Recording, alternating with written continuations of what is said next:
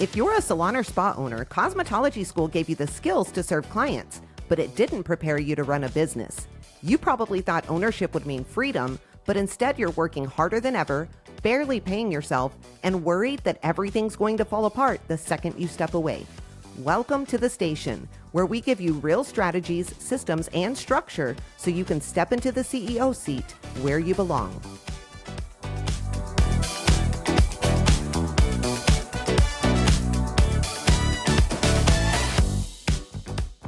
Hey friends, welcome back to the station, the podcast for salon and spa owners who are ready to build a business that's profitable, structured, and stable enough to run without the chaos. I'm Bree, founder of the Beauty Biz Agency, and as always, I've got my amazing co-host Chandra here with me today. Hey Chandra, you ready to get into this retail conversation? Hello. Yeah, I think it's going to be a good one today. Yeah, I'm super excited. So you guys know retail used to be this predictable, steady part of salon business. But the game has kind of completely changed. So between online shopping, influencer recommendations, which sometimes drives me nuts, and how fast clients' habits are really shifting, retail looks totally different than it did 5 to 7 years ago. And if you've been feeling like clients just don't buy your products the same way anymore, you're definitely not alone. So today we are going to talk about what's really going on with salon retail in 2025, what's changed, what's working, and really what the future looks like. We have a special guest joining us today, somebody who works for one of the most reputable color and product companies in the industry. He's seen firsthand how salon retail has really evolved and what top performing salons are doing differently. So before we dive in, I want to introduce today's guest because he brings such a powerful perspective to this conversation. We've got Pasha here with us. He's the Executive Vice President of Sales, Marketing, and Education at Kuhn Hair Cosmetics North America, which you already know is one of the most respected family-owned brands in our industry. If you don't know that, you need to look into them because they are phenomenal. And they've been doing this for over a century, guys. That is huge in this industry. To be able to withstand that for that long is absolutely huge. Pasha has nearly 20 years of leadership experience with brands that you all know, Kevin Murphy, Keratin Complex, American Crew, and he has built this entire career on real, authentic relationships with independent distributors and salon owners. At Kuhn, he leads their vision for growth across the US and Canada, and everything he does is rooted in their core mission, loyalty to the hair professionals, which we don't find very often anymore. That's exactly why we wanted him on this episode. Pasha, thank you so much for taking time out of your busy schedule to join us today on the station. Thanks, Bree, and Chandra. What an introduction. I appreciate the opportunity and look forward to the discussion. It's one of those things that we're talking about every day. So I appreciate the opportunity to speak to you and your listeners. Absolutely. We're super excited because one of the questions or concerns that we get quite frequently, like every day, I'm just going to say it every day from the owners that we coach, especially, is I can't sell retail anymore. I don't know how to do it. It's not working. And so I think this is going to bring a whole different level to this conversation that people are really going to be able to understand. So with that being said, let's just get into it.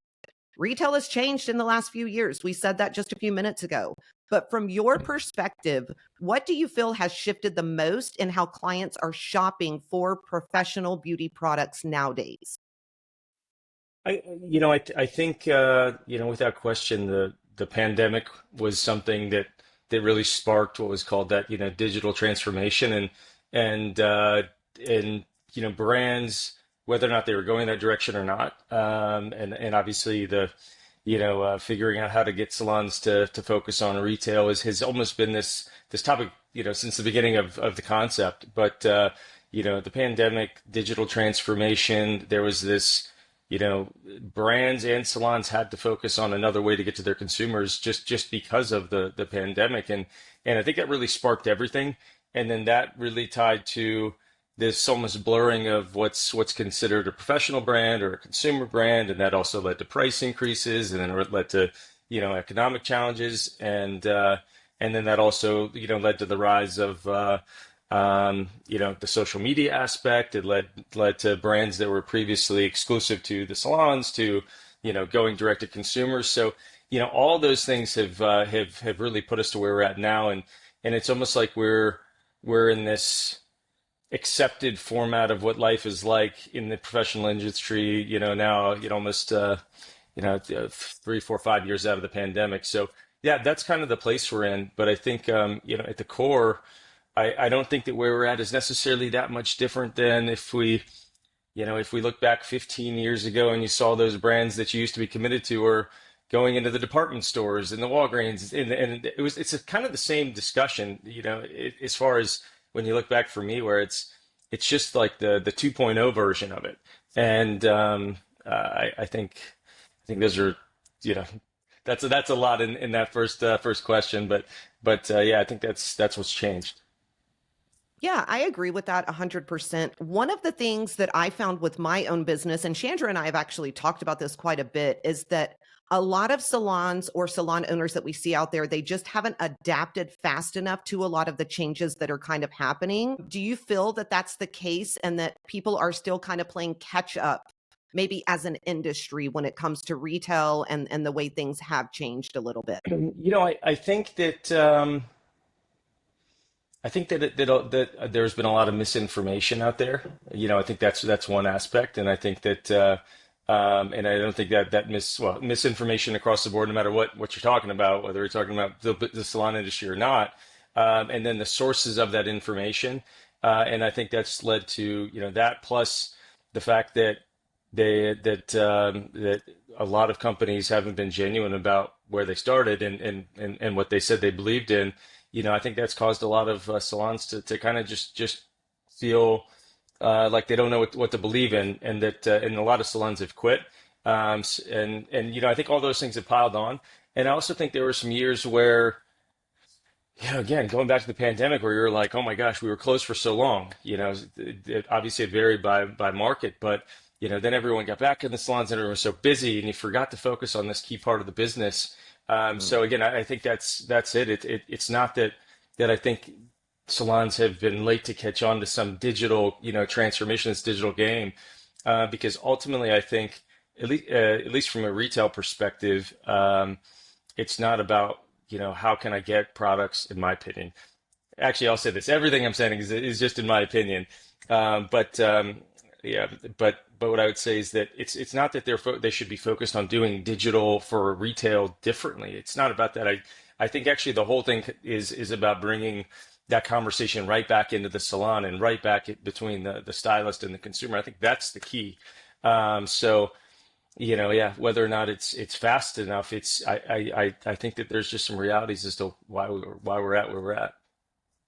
Yeah, I agree with that. I think one of the things that I actually did a little bit differently, and it was such a learning curve for me because during COVID, I had to figure out different income streams, right? I could not stay closed Mm. forever. I was one of those that didn't, I paid my employees out of my own pocket, out of money that I saved. I didn't take all the money from the government. I didn't do a lot of those things like a lot of other salon owners did. Luckily, I had paid attention to my numbers. I had that money. It was a blessing. I was able to do that. But retail was huge for me during those closing times. I sold retail consistently during COVID, which really, really benefited me and my business in a lot of ways. And I think you hit the nail on the head. I think for those of us who did stay in that type of scenario during the closure, for us, when we reopened, we just hit it 100 times harder. Like bam, bam, bam, we're going to sell more and more and more because we saw how much money we brought in during that closing time. And so I think those that kind of lacked in that aspect really had a harder time when things opened up because they were so busy that retail just kind of fell along the wayside a little bit. Chandra, what questions do you have in this area for him? Yeah, I mean, I'm kind of curious a little bit what you're seeing as far as any trends happening right now that are non-product trends. Like, what do you see happening with consumers purchasing? Like, is it more they're looking for wellness type things? Are they looking for more sustainability or personalization in their products? Like, what do you feel like is influencing their purchasing choices right now? And like, where to buy it, what to buy, things like that. I think personalization is always this topic, and it seems like it always comes. It's always. I think there's this perception that it's always new, that it's always that everyone's always looking for exactly that. what that combinations of things, or again, not, you said not product, but I think, oh, it's I'm going to get a colored conditioner that's specific to the formula. Those are topics, again, it's almost like we're revisiting some of these things. So I don't think it's necessarily about that, but I think the personalization aspect again goes right back to the conversation with the Mhm. stylist. People are looking for a recommendation that works for them. Everyone has needs still, but they're looking for answers at a different place. They're not looking for the answers at the salon, um, or they're not maybe getting the answers at the salon. They're looking for it other places, and I think that ends up causing is again not the right solution. They go somewhere else. So I think something that we've lost is that place where the reality of my stylist is my expert isn't around as much anymore, and then they got all kinds of other places to go. And I think that in other aspects, in you said wellness overall. I think if you look at other industries, they do get that personalized. They do get that recommendation from a trusted source, and I think that's something that's a little bit missing. And I think they find that yeah, again, people go and get recommendations, whether it's social, online. That everyone's looking for something that's personal for them, but really they're just looking for, hey, this is the problem. What's the solution? So I think that's kind of what I see out there. Yeah. Yeah, I agree with that a lot. I think Hmm. it's so important for us to understand that we are the experts and that our recommendations really do play a lot. When Chandra and I are coaching salon owners, we try to drill this in their heads all the time. It's the same way if your doctor tells you something, you are going to go do that. 9 times out of 10, you're going to do every single step, whether it's crazy or not, right? Making mud in the front yard, putting it on your face, whatever they tell you, you're going to do. It should be no different in the salon industry. And so I think we really have to step up and make our team members understand that they are the experts and that their clients are paying for those recommendations, and it should be part of that journey 1,000,000%. Something that Chandra and I hear every day is that retail is just dead. It's like salon owners feel like because people can buy everything online now, retail is dead. So, with the rise of things like Amazon and Sephora and DTC brands, how has that changed professional companies like yours in the way that you need to show up? Number one. And number two, please reiterate to everybody listening that retail is not dead. Yeah, I think even the notion that now everyone buys everything online. I mean, that's just saying that the brands that yeah, they're everybody that walks in the salon is using shampoo or conditioner or styling product. Everyone's using something. So I think the notion that retail is dead, it means that maybe the products that you're presenting or that you have your salon or that you've partnered with, or your belief in them is maybe what's dead, but not overall, because everyone's we're not at a no shampoo, no hairspray time. I mean, that's actually not realistic, and I think that ultimately, from a brand perspective, we we're really in this interesting time frame where, again, it's like we've shifted and so many brands have kind of changed their direction and approach, and salons are looking for, who do I believe in, what do I believe in, and brands that had one story have changed, and I think we're in this period of time, and I think it's just the beginning of it, but I do believe a vacuum is going to be created because ultimately, brands that have grown over the years, they've done so because of salons, and then those brands that change their direction, their life cycle is also going to change, and I think it's going to give an opportunity for other brands to step in and show that put their money where their mouth is, and also do more to help salons educate their consumers and provide additional support. It's one of those, everybody has to do more to stay competitive. And I think that whether that applies to manufacturers and brands and also applies to salons. And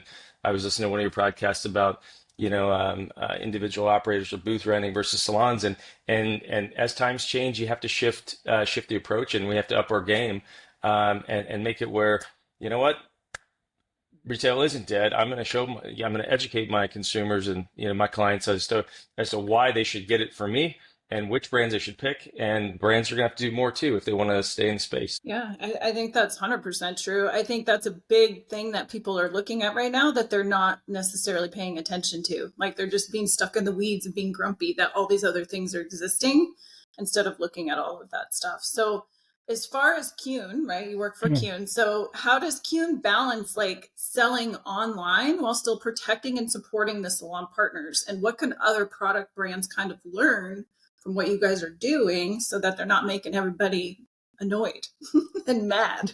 Yeah, I mean, I was at a salon event last week called Leading Forward. It was a really beautiful event in Columbus, Ohio, at the Penn Zone Base One, and there were salons from across the country, and it's Van Council was there, and Steve and Helen Miller, they were there for that. They're up in Rochester, and of course the Penn Zones, and it was a really really nice event. And I was talking to the Millers, and something they said was afterwards. They were like, it's almost like the brands think we're stupid, and that we don't that we don't know what we're talking about, and that we don't see what they're doing, and that we're stupid is exactly what he said.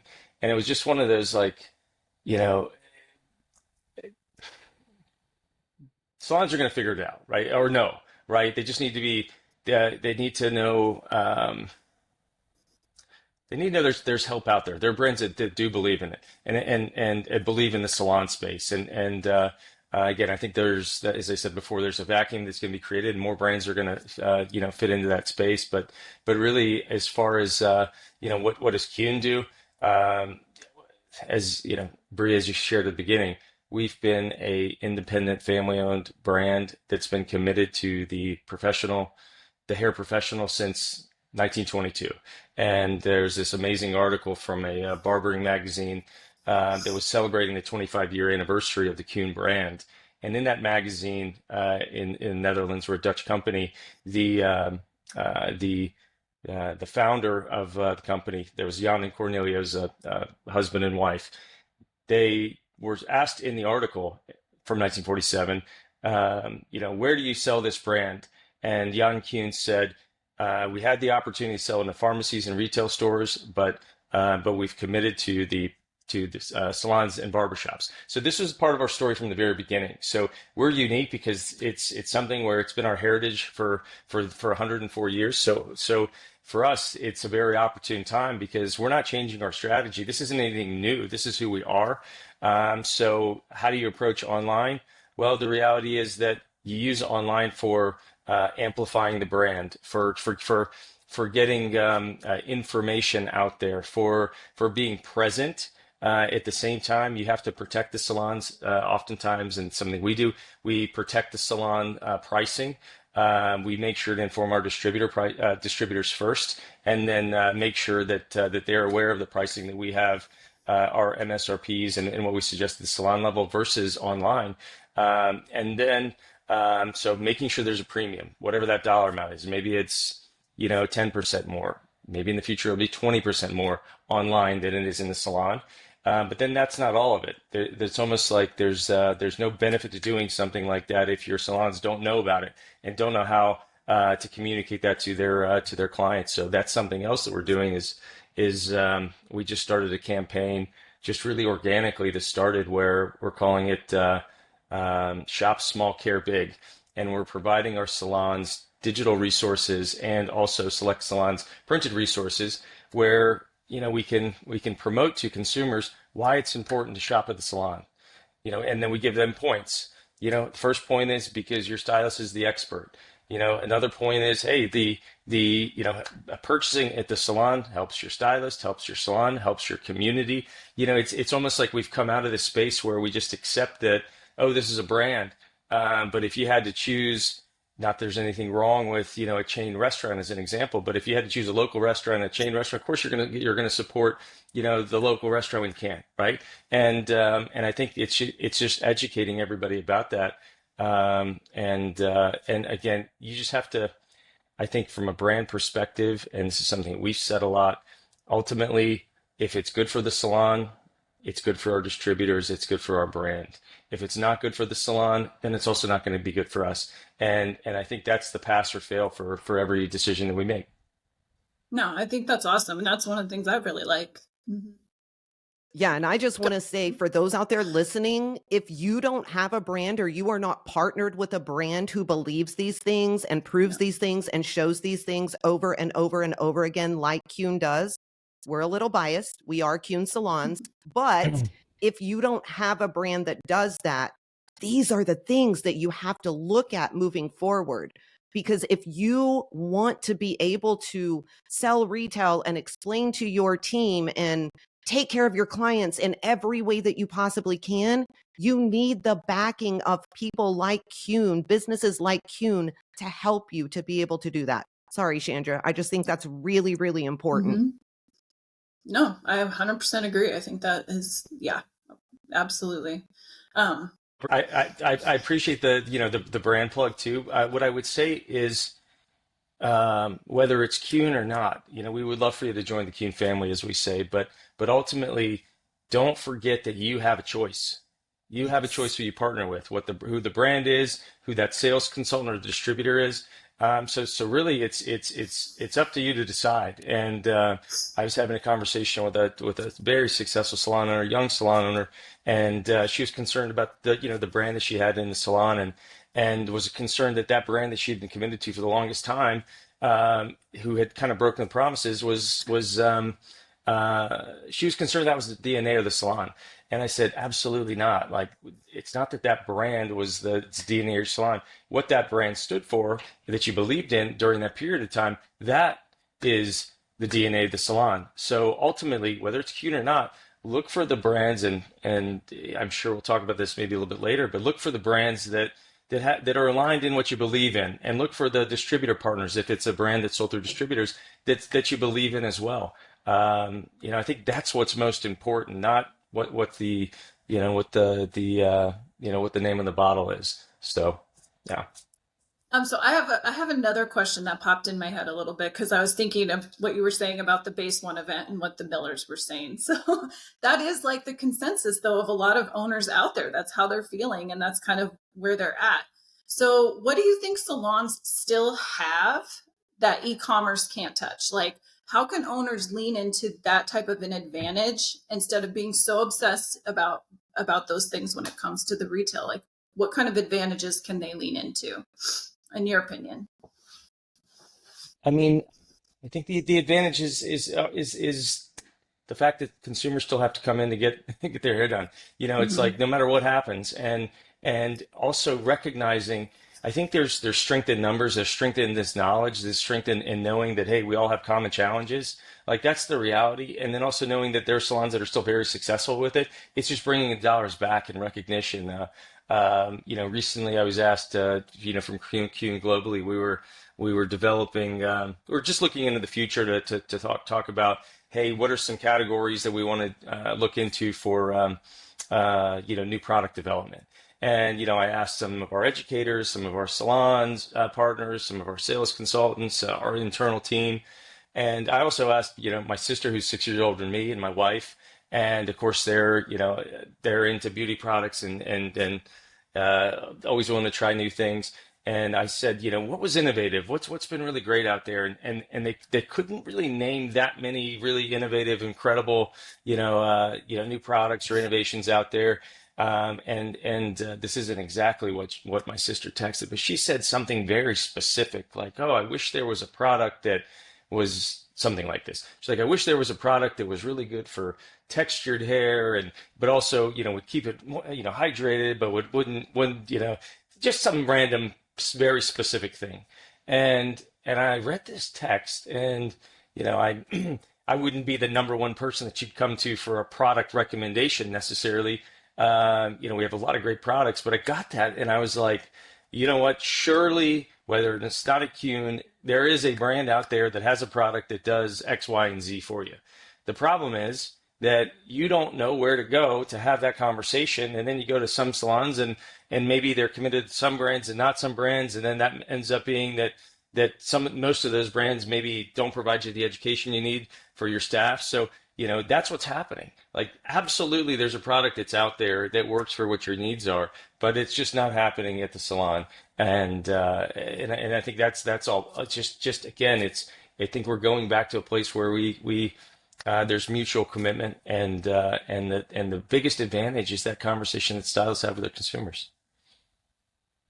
Yeah, it's so important. It really, really is.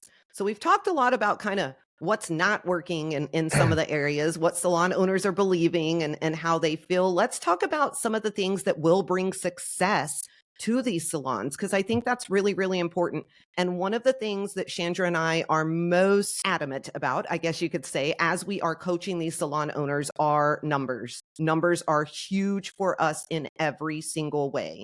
So what are the most important KPIs or maybe metrics that you see the top performing salons are tracking when it comes down to retail? Sure. I would say that obviously, Bree and Chandra, you guys do the salon business coaching. There's so much good information out there. I think rather than hearing what those KPIs are, from me, I think it's just starting from set KPIs, set goals, measure. There's a beginning to and there's an end, and also go to your partners to get this information. I think that's one of the biggest things is and partners could mean, again, it should mean your brand, it should mean distributors, it should mean just asking other salons for support. We're not in competition with each other. I think that's such a big part of it.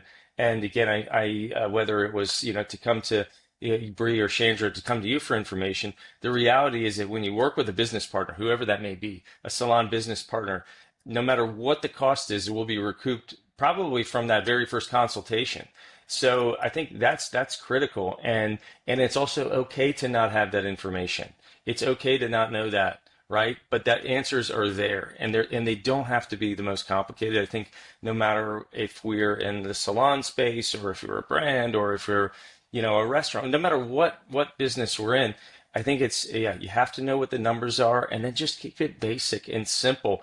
I think the it doesn't matter. You could write a whole book on a business plan, but if you can't execute it, it's not really worth anything. So I think keeping things simple is also a big approach. And then once you have those numbers is to track it. I think the best salons I've worked with are the ones where it was there's salons that have a meeting every single week, and every time they have that meeting, they go through those same metrics at the very beginning. Every single stylist goes through, and while seems like it's could be a lot, those are the ones that are the most successful, that are just constantly tracking that. And then just you're getting everybody involved in it. You make it a part of, just the everyday activity of salon. Like it becomes second nature. And it seems crazy, I know, but I've seen it done. I know that y'all have that in your salons as well, where it just needs to become a part of the process that happens on a weekly basis. 100%. I know for me, myself, this is what changed my life. Like, I'm not saying my salon, my entire life. This is what took me from being negative profitability month after month after month to being in one of the highest profitability percentiles that a salon has been in. We've been recording these things, right? I sit at about 38% profitable month after month, which is really hard to do in a commission salon.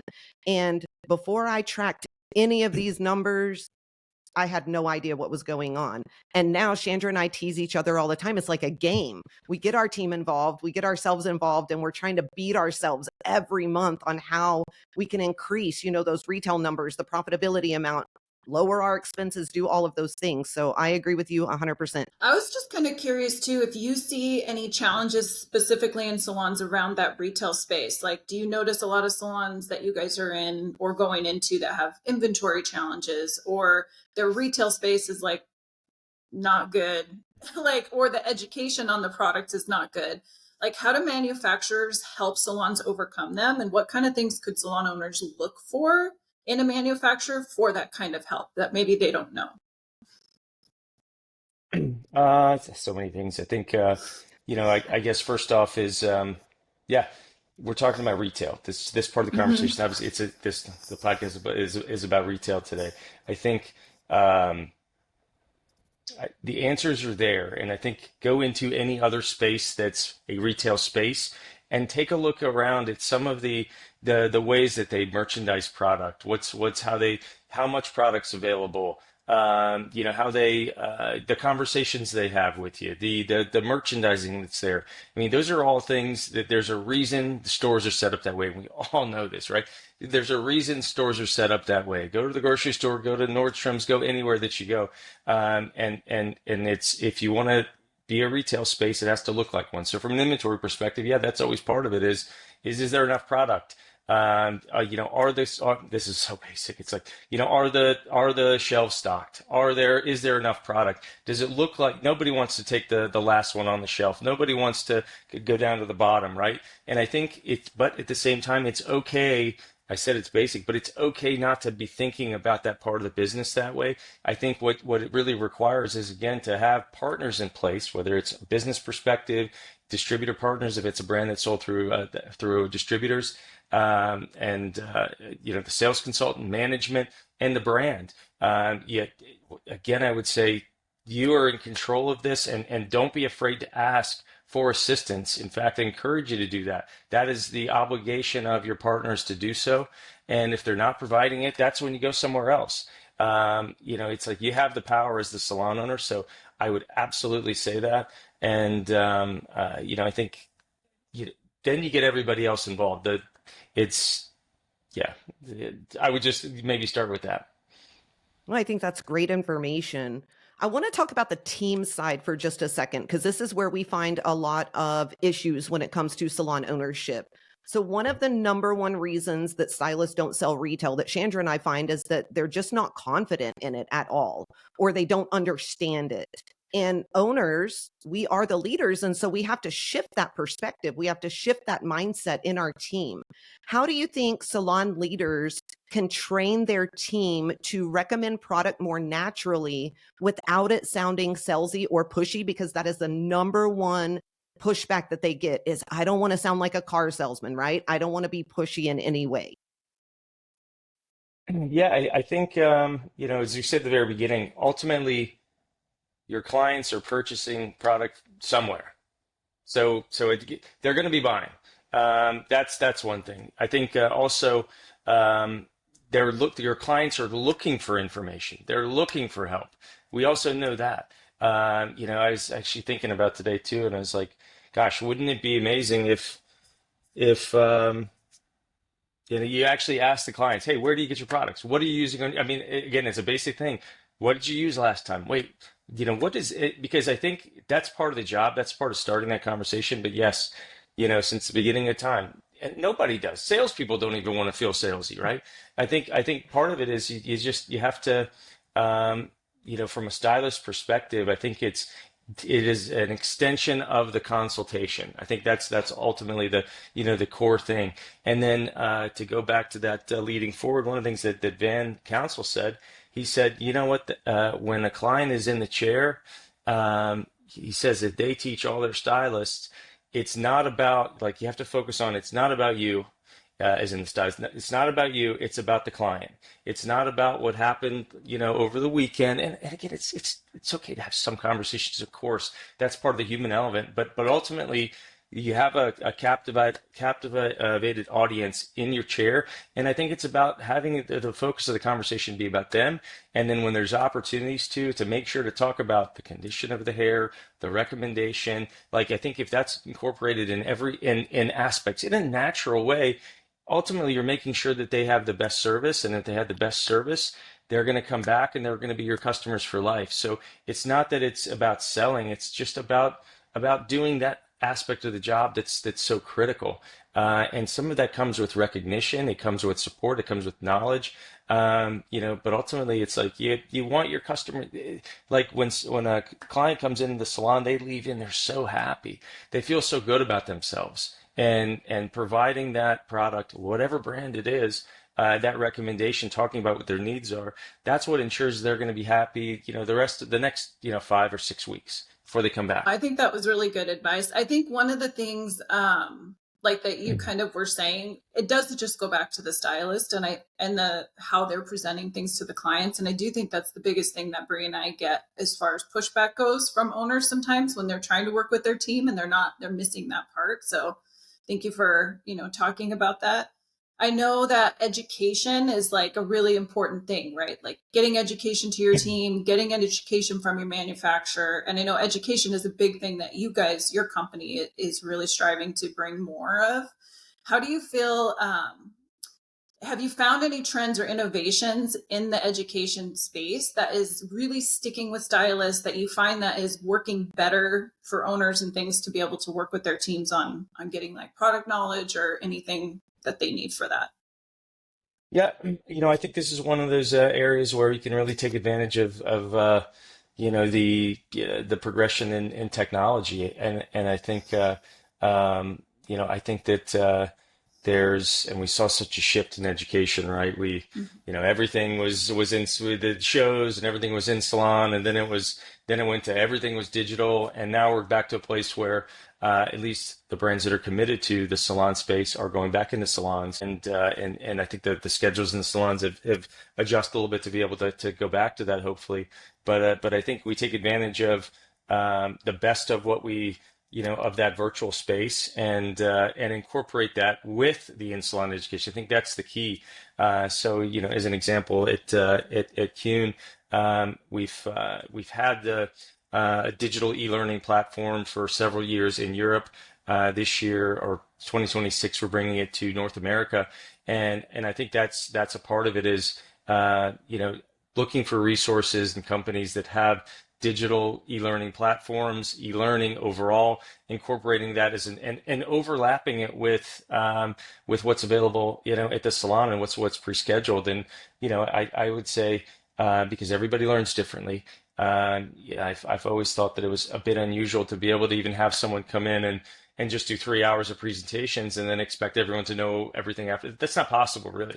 So, and not everybody's going to write things down. Not everyone is going to flip through a manual. But I think you have to have different. You have to address the different ways that people learn, different paces of learning, the different. Everyone's schedules are different. So, I think that has to be a hybrid approach, and I think overlapping, what's available digitally with what's set up in the salon is key, and setting up almost a schedule. It's like, hey, I know that I have brand X, Y, and Z coming in a month. These are the topics that we talked about as far as what we want to address. Now let me work backwards, and what other resources can I set the team up so that it's not the very first time they've heard that. They're learning about those resources. Let's make it a more effective class in salon. I think that's really the big thing that how do you maximize that time? Yeah, Yeah. so powerful. I think that is great, great, great information right there. I want to switch gears for just a second and talk about partnerships, because I think this is everything, really. I think it's important. Beyond product quality and beyond margins, beyond all of that stuff, what do you feel are the top three things a salon should look for in a long-term product partner? We talked about it a little bit. I think the most important thing is uh, a brand, a company that you believe in, that has aligned values. Do we believe in the same, in the same things? Again, it's we're all about family, partnership, and loyalty to the hairdresser. It's like those are the key points, and then obviously there's a lot of elements to that. But I think the most important thing is a cultural fit, something that you're aligned with, the staff's aligned with. I think the next one is what are the support elements that the brand can provide you? What does their rewards program look like? How much education can you qualify for? What does their promotional calendar look like? What type of marketing and merchandising support can they give you? And then I think the third is who is there to help you execute that and work that plan through. For Kuhn, we are 100% committed to independent distributors and the model of independent companies working with other independent companies, so independent distributors and independent salons, and ultimately, I think that's the third one. Who's going to help me execute this while I'm there? Obviously, so many salon owners are also operators in the salon, and I think that's the critical aspect. And like I said several times, they're there to help and serve you. So I think that's the third one. You may have someone who's oh my gosh, I love this brand. It's everything that we want, and look at all these great things that they can provide. But I only see the person who comes in once a quarter, or don't see them at all. Well, then unfortunately, that's then that's not going to work. And I tell you what, there should be plenty of other companies that would like to step in and support your growth. Ultimately, because if the salon's successful, they'll be successful too. Absolutely. Chandra and I teach our owners all the time that you have to make every decision by your core values. And so I'm so glad that that was number one for you, because we are huge believers in that. Every single decision that I make in my business, if it doesn't follow my core values, I'm not touching it. I'm not doing it. I'm moving on. And I think that's why I still love my business and I'm so happy. And I know Chandra does the exact same thing. So chills when you said that, because I think that's really, really important. Okay, I want to talk about what's coming ahead in the retail space. So, what upcoming technologies or service models do you think are going to really impact how clients buy their home care products, maybe in the next 2 to 5 years? That's a difficult. I mean, it's hard to look. It's really hard to look into the future, and it's funny because I was asked, beside the product when with company, we were really looking at what does the future look like, and what does innovation mean, I think that it's really about helping salons take advantage of uh,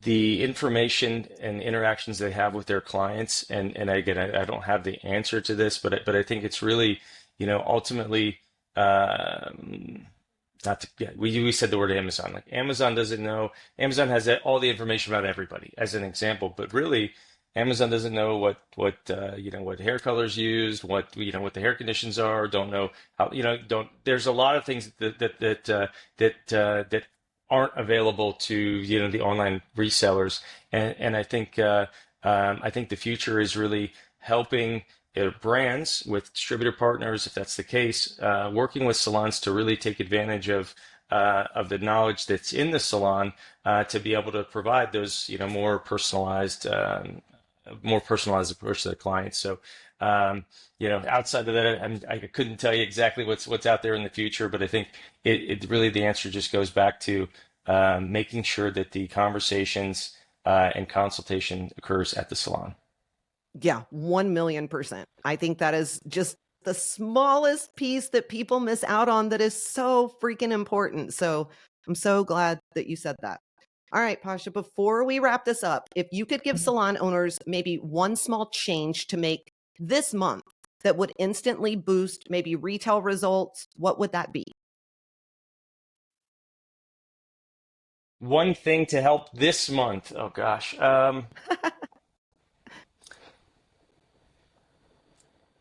I think uh, if it was just this month, not long term, I think set a goal. Set a goal, break it down, by stylist, and then just launch it with your staff, get their buy-in. I think that's it. Is sometimes, I was talking to salon again. It was a salon recently, and they had a huge goal. Actually, I was at Steph Fox, who was presenting there, and she was talking to a salon. Steph Fox, who's of course in our industry, does coaching, and she said, yeah, the salon had 3 days left, and they were like, oh, you know what, we're only $4,000 down from the goal, but it's okay. And then she was like, well, let's break this down. I think that's the big thing, is like, if you see a big number, it may be unimaginable, but then you break it down. This is the number. Then you got 2 days, and you got this many stylists, and you make it just a very basic number. And I think when you do that, it makes it very, very approachable. And ultimately, you still have to get the buy-in of the staff. But I think it just starts with, what's your target? Set that goal, break it down, and yeah, get the buy-in from the staff. At the very least, if you don't hit your goal, you're going to do a lot more than if you didn't have one, right? Right. No doubt about it. So yeah, that's what I would say.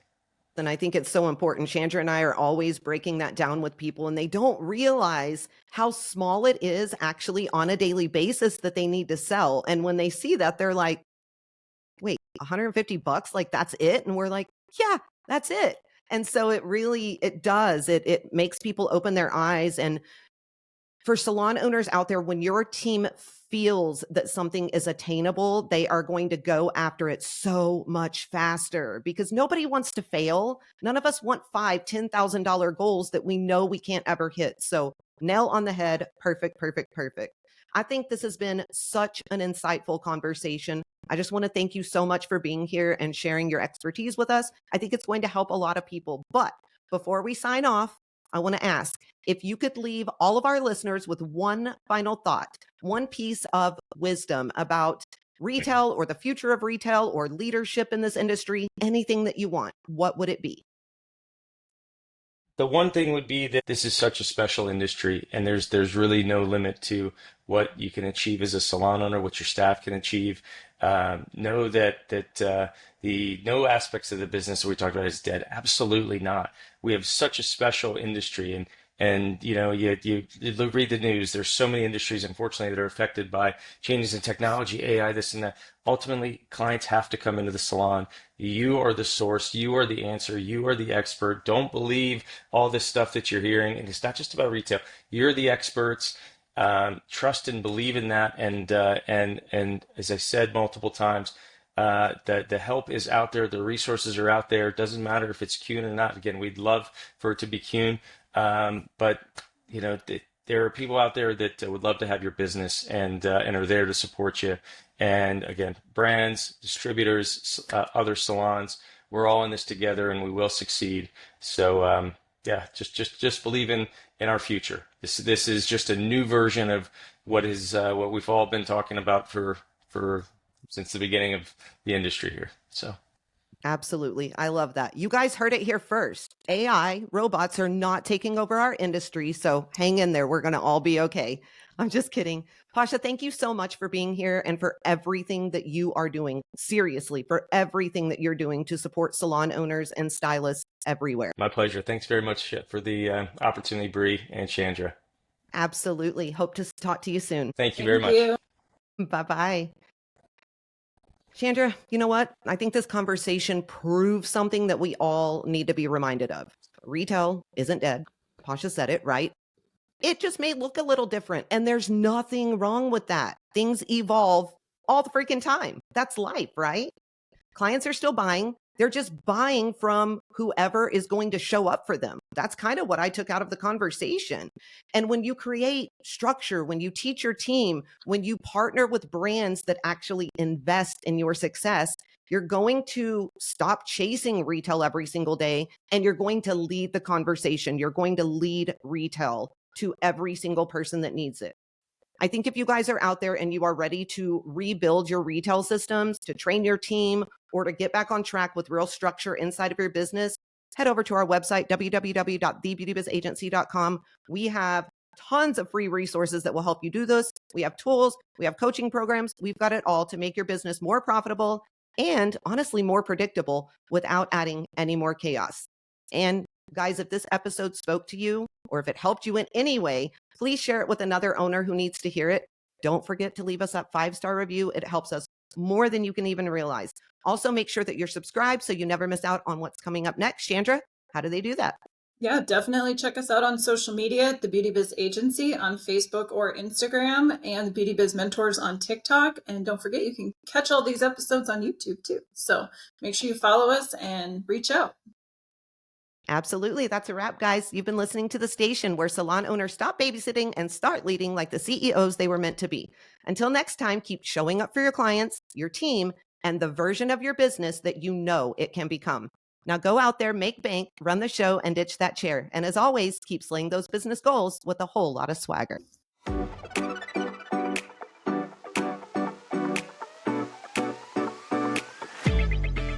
If this episode lit a fire under you, don't just walk away and let it die out. Deep down, you already know where you want your business and your life to go. And the truth is, the only thing standing between where you are and where you want to be is a real plan to get you there. That's exactly what we help you build. So if you're ready to stop trying to figure it out on your own, head to thebeautybizagency.com and book your free strategy call. That call can give you the clarity that you've been needing and a real plan to move your business forward. Because at the end of the day, the only thing standing between you and the salon business you've been dreaming about is whether or not you're willing to take the action and the steps in order to build it.